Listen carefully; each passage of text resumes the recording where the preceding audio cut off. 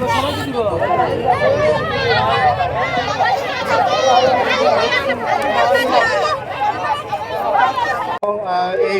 মাতৃভাষা দিবস উপলক্ষে যেন এই বাংলা ভাষাকে আমরা সকল স্তরে ছড়িয়ে দিতে পারি, এই সুবিধা বঞ্চিত মানুষের মাঝে ছড়িয়ে দিতে পারি।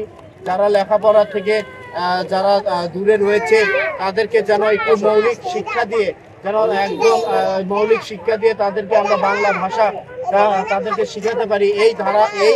এই লক্ষ্য নিয়েই আমাদের বাংলাদেশ জাতীয়তাবাদী ছাত্রদল বগুড়া জেলা শাখার পক্ষ থেকে আমাদের এই উদ্যোগ গ্রহণ করা হয়েছে।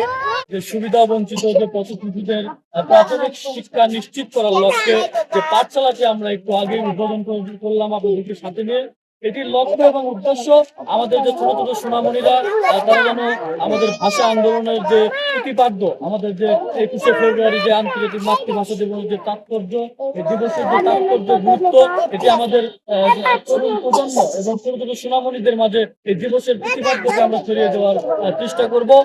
একই সাথে আমাদের যে পাঠশালাটি এখানে আমরা উদ্বোধন করলাম, আমাদের ইলেকট্রা রেফ্রিজারেটর, খাবার তাজা তো জীবন তাজা। ইলেকট্রা, ফ্রিজের রাজা।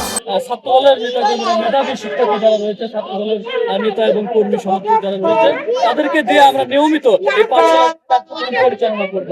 আমরা নিয়মিত ভাবে এই পথশিশুদের প্রাথমিক শিক্ষা যেটি নিশ্চিত করার জন্য আমরা